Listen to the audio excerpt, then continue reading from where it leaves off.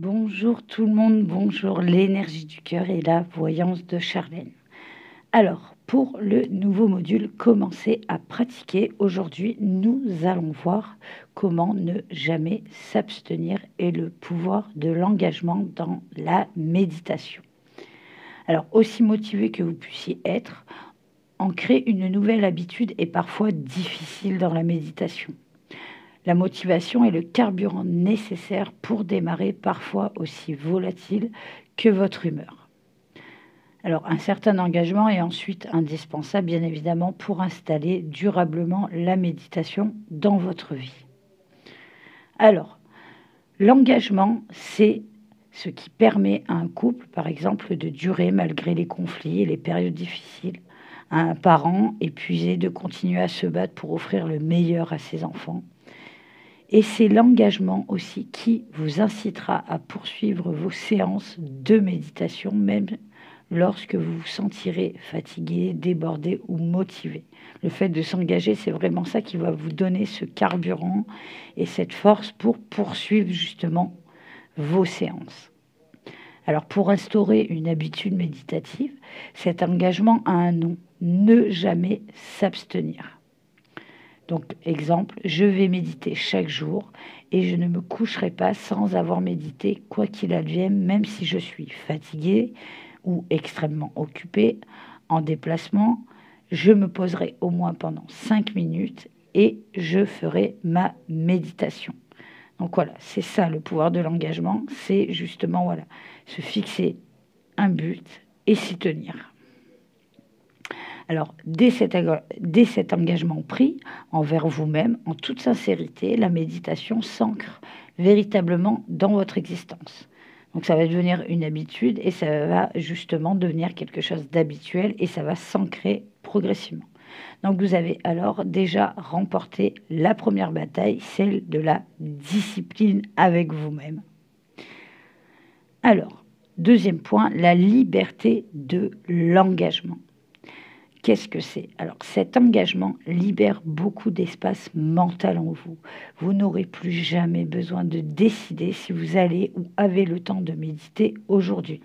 Si les circonstances compliquent le respect de votre engagement, la seule question à vous poser, c'est: quand vais-je pouvoir méditer aujourd'hui et pendant combien de temps? Si vous n'êtes pas encore prêt, évidemment, à prendre cet engagement, pas de problème. Vous pourrez encore explorer cette discipline, la découvrir plus avant et l'essayer. Mais ce n'est que lorsque vous prendrez justement cet engagement que vous aurez un accès total à tous les bienfaits de la méditation qu'on a déjà vu lors des premiers modules. Alors, maintenant nous allons voir des excuses, toujours des excuses. Et oui, on se trouve énormément d'excuses pour ne pas méditer. Alors gardez bien à l'esprit que le principe de ne jamais s'abstenir ne peut souffrir aucune exception, ne peut s'offrir aucune exception. Réfléchissez une minute aux circonstances difficiles qui pourraient vous fournir la parfaite excuse pour sauter ou oublier votre séance. Et pensez ensuite à un contre-argument, voilà, qui va vous permettre, voilà, de ne pas vous trouver des excuses constamment. Car je remarque chez énormément de gens que les gens, voilà, se trouvent des excuses pour ne pas méditer. Et comme je vous l'ai déjà expliqué lors des derniers modules, 5 minutes par jour, tout le monde a au moins 5 minutes dans sa journée. C'est à vous de vous dire, voilà, tel jour à telle heure, je prends ces 5 minutes-là pour méditer. 5 minutes de méditation, c'est rien dans une journée et tout le monde peut le faire. Et 5 minutes de méditation, comme je vous l'ai déjà expliqué au départ, cela suffit. Et après, si ça devient quotidien, une habitude, et si justement, voilà, vous vous engagez à mettre cette habitude, cette nouvelle habitude, malgré qu'elle peut être parfois difficile, de méditer chaque jour dans votre journée, cela deviendra quelque chose d'habituel, comme de vous laver les dents chaque matin, et ce ne sera plus une contrainte entre guillemets. Alors, les excuses que j'entends régulièrement. Par exemple, ah bah tiens, aujourd'hui j'ai une échéance capitale qui approche pour le travail et c'est ma priorité. Donc je me rattraperai demain pour la méditation.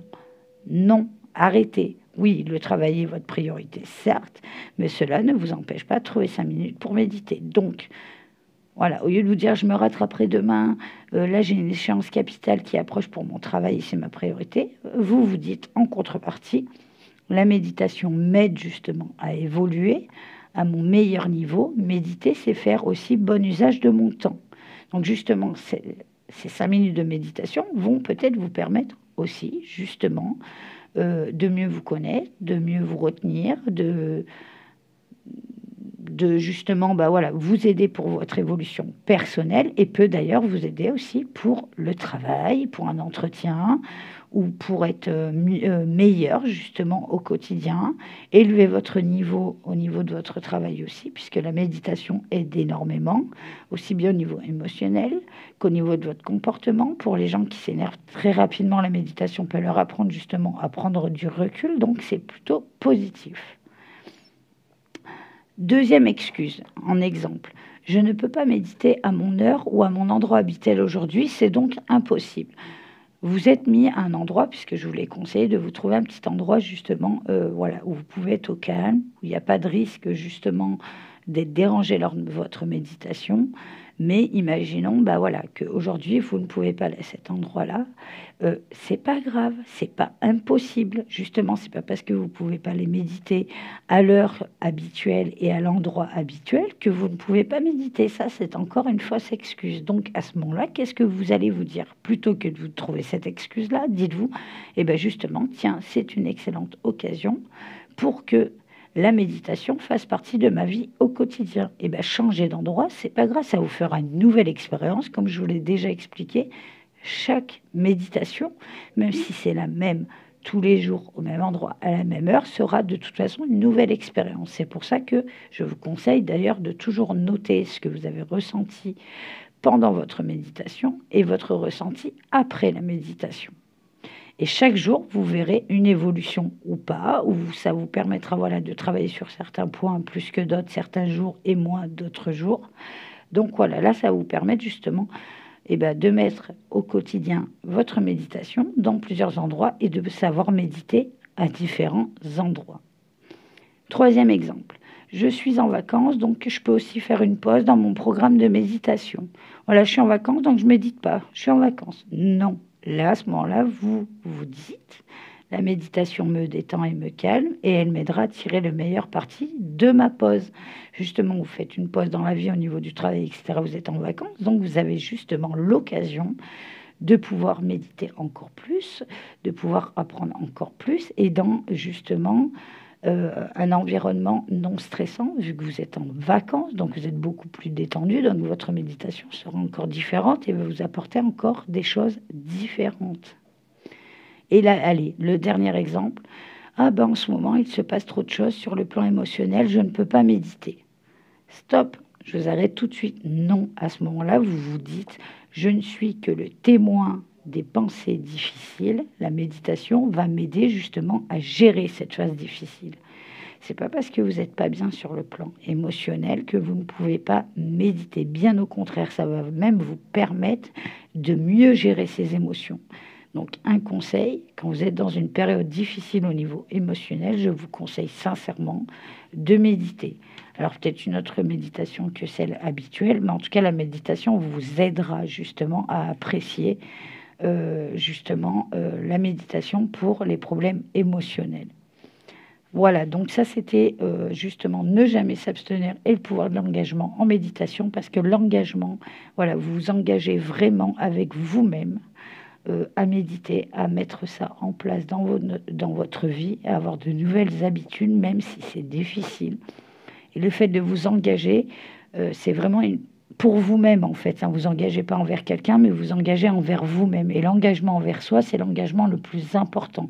Si vous n'êtes pas capable de vous engager envers vous-même, ça va être compliqué. Donc voilà, la méditation, ce n'est pas juste un truc zen, sympathique. Non, la méditation, c'est vraiment un engagement vers soi-même à mettre au quotidien et à faire régulièrement au quotidien dans votre vie.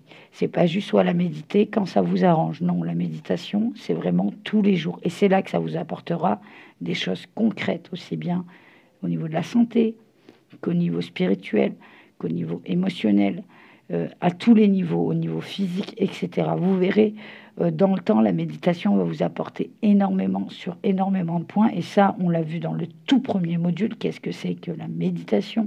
On l'a vu aussi dans l'esprit méditatif. Donc, je vous invite, si vous ne vous en rappelez plus, à revoir ces modules-là sur le groupe Facebook L'énergie du cœur, qui est un groupe gratuit, je le précise.